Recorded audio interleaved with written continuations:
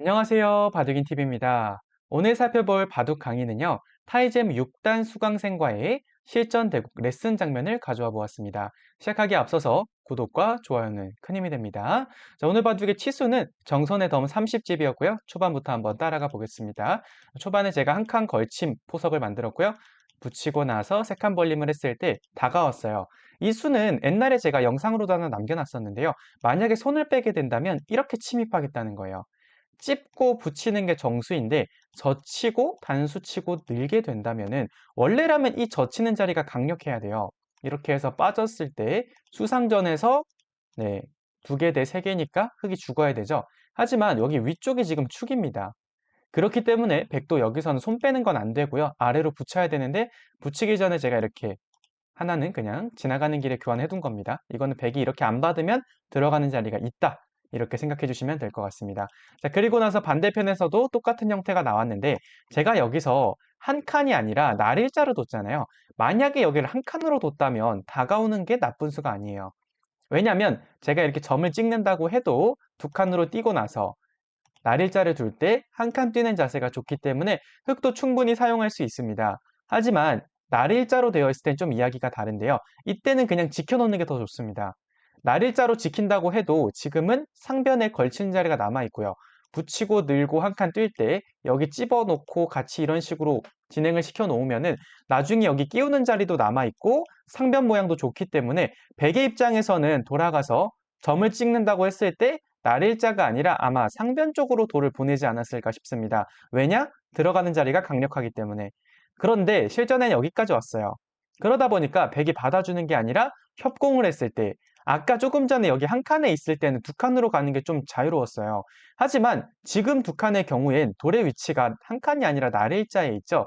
받아줘도 득이 없고요. 똑같이 여길 둔다고 해도 다음 흙의 자리가 뭔가 매끄럽지가 않습니다. 붙인다고 해도 젖히고 늘게 되면은 흙의 행마가 좀 곤란하거든요. 그래서 높을 때는 그냥 세 칸으로 지키는 게 더 좋을 것 같습니다. 자, 그리고 나서 다가왔는데 이거는 만약에 이런 식으로 진행을 시킬 거였다면은 애초에 여기 걸치지 않는 게 더 좋았을 것 같습니다.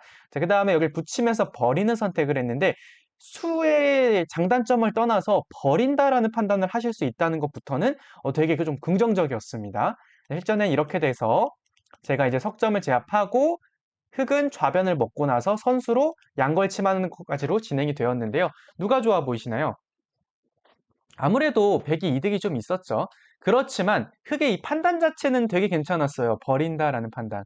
그렇지만 정수를 찾는다라고 한다면 이때 이렇게 어깨 짚어서 나가는 게 조금 더 좋을 것 같습니다. 왜 여기를 살려놓는 게 좋냐면요. 만약에 이렇게 해서 살렸을 때 찝는 자리가 계속 기분이 좋아요. 만약에 이쪽으로 받는다? 빠지는 것까지 선수를 할 수가 있죠. 이러면 집으로 이득이 많고요. 만약에 왼쪽으로 받는다? 한 칸 뛰어났을 때 끼우는 자리가 강력합니다. 지금 이게 있다라는 것부터 흙이 한 칸을 뛰는 순간 강해졌다라는 거거든요. 지금 상변에서 큰 집을 만들 수 있기 때문에 물론 백이 나쁘진 않겠지만은 흙도 충분히 사용할 수 있는 포석이다라고 보여집니다. 실전에 이렇게 버리게 되면은 백이 좀 좋아요. 그 다음에 양걸침하고 일반적인 정석이 만들어졌고요. 자, 이후 진행에서 또 중요했던 장면이 이 장면입니다. 자, 여기서 지금 이 바둑에서 중요한 포인트가 어디라고 생각 드시나요? 이 바둑은 상변이 어떻게 되는지가 중요해요. 하지만 제가 여기서 바로 상변을 가는 거는 조금 무리수가 있는 게 제가 이 자리를 뺏기게 되면 좌하에 있는 백돌이 아직 못 살아 있어요. 이거를 공격한다라고 해도 제가 이런 들여다보는 자리 선수 당하고 이런 식으로 두텁게 만들어 간다면은 이 두 점을 잡더라도 득이 없을 수 있다라고 판단을 했거든요. 그래서 날일자는 어쩔 수 없었지만 흙의 정수는 위쪽을 지키는 거였어요. 막는다고 해도 여길 젖혀 이어 놓으면 백이 이것까지 잡으러 가긴 힘듭니다. 왜 그러냐면 이게 선수죠. 네, 여기까지 선수죠. 그리고 중앙 보면 여기 약점과 여기 붙이는 약점이 같이 있거든요. 먼저 여기를 하나 붙이고요. 빠졌을 때 이걸 한번 찝어보는 겁니다. 이때 받기가 되게 곤란해요. 아래로 받는다거는 붙이고 끊고 늘게 되면은 느는 것보다도 단수치고 이거는 말이 안 되죠. 백돌이 죽겠죠. 그러니까 이런 식으로 너무 열기 때문에 백의 입장에서도 아마도 호구를 쳐가지고 지켜야 될 것 같은데요. 그렇게 보인다면 그냥 저 치고 호구 쳐가지고 살렸을 때 상변의 가치가 훨씬 크겠죠. 실전에는 약간 수의기적으로 여기서 만약에 죽으면 끝나버리니까 약간 부담스러워서 지켰다라고 말씀드려 주셨는데 그래도 백돌의 약점이 있는 만큼 상변으로 오면 더 좋았을 것 같습니다. 들어갔을 때 정수를 찾는다면 중앙으로 나가는 거였을 것 같은데 붙이고 끊는 것도 나쁘진 않았어요. 실전에 이런 식으로 이제 진행이 되었고요. 여기까지는 저는 타이젠 6단보다는 타이젠 7단, 8단이랑 둔다라는 느낌을 받을 정도로 내용이 되게 좋았습니다. 여기까지 잘 두셨는데요. 이때 형세가 어때 보이시나요? 물론 호선 바둑이라고 하면 백이 많이 유리한 건 맞습니다. 하지만 이 바둑의 경우에는 정선에 덤 30집이 있기 때문에 중앙을 얼만큼 견제하느냐에서 쉽게 이길 수 있는 바둑이 될 수도 있는 거거든요. 저라면 방향을 좌변부터 시작했을 것 같아요. 여기를 나와 놓는 것의 장점이 뭐가 있냐면 좌하에 있는 백도를 공격할 수 있다라는 장점을 가지고 있어요. 물론 하변 막는 것도 두텁죠. 그렇지만 들여다보는 거 선수하고 그리고 이런 자리들도 지금 약점이 조금씩 남아있는 상황이에요. 뭐 이렇게 둔다라고 하면은 살려도 되고 이렇게 되어 있는 자리거든요. 그럼 집으로만 해도 거의 10집이 넘는 차이가 나고요. 이렇게 진행해 놓고 나서 중앙으로 이렇게 견제를 슬슬 오게 되면 끊겼을 때 백돌이 위험하니까 다시 지켜야 되고 중앙으로 늘었을 때 흙이 훨씬 쉽게 타게 할 수 있겠죠.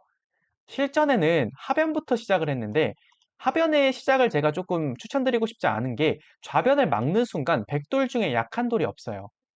항상 상대편의 약한 돌을 만들어 놔야 저희가 빼먹을 게 많은데 이런 식으로 백돌 자체가 두터워져 버리면은 흑의 입장에서 해볼 때가 좀 줄어들기 때문에 저는 좌변부터 시작하는 게 좋을 것 같다. 이렇게 말씀을 드린 거고요. 그리고 이 장면에서 이제 형세 판단을 한번 해볼 건데요. 네, 이때 흑은 몇 집인 것 같나요? 흑은 여기가 대략 10집, 여기가 6집, 16집, 여기에 14집 정도 되니까 30, 그리고 여기 10집 정도 50, 한 57 정도 날 겁니다. 10, 16, 26, 30, 40, 47이죠. 그러니까 대략 50집 정도 난다라고 생각할게요. 100도? 100도 한 50집 정도 나거든요. 집을 이렇게 계산한다라고 보면은요. 그러면 현재 집 차이는 반면 승부의 이 중앙 두텀이라고 보시면 돼요. 물론 백이 바둑이 좋은 건 맞습니다. 하지만 정선에 덤 30집이 있다라고 생각을 한다면 흑의 입장에서 아직 넉넉하죠. 저라면 날일자로 해서 무난하게 끝냈을 것 같습니다. 찔러 넣어도 이렇게 한 칸 띄어서.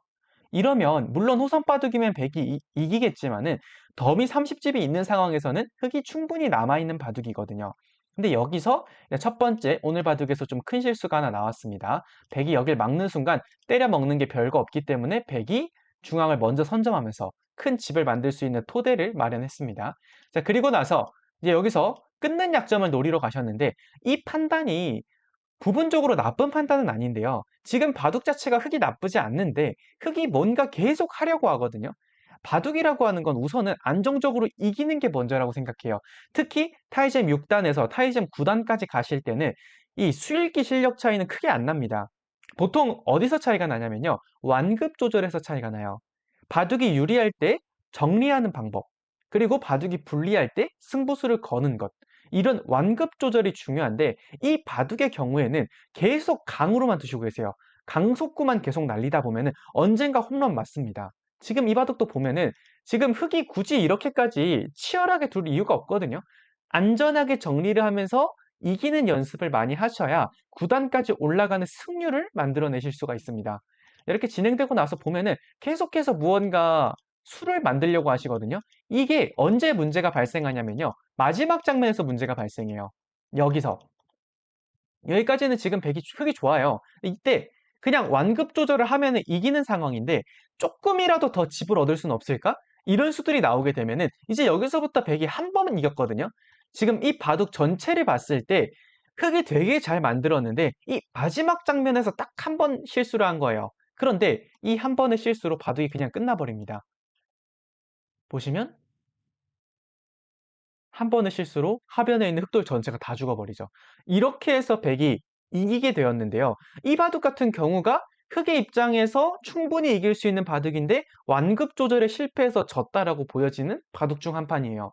그래서 제가 추천드리고 싶은 이야기는 바둑의 내용, 행마, 움직임 이런 거 다 좋아요. 그런데 형세 판단을 통해서 완벽하게 세실 필요 없고요. 적당하게 내가 좋거나 나쁘거나 여기까지만 알고 계시면 되거든요. 그러니까 완급 조절에 조금 더 신경을 쓰신다면은 훨씬 좋은 내용으로 두실 수 있을 것 같습니다. 여기까지 오늘의 바둑 강의였습니다. 구독과 좋아요는 큰 힘이 됩니다. 즐거운 하루 되세요.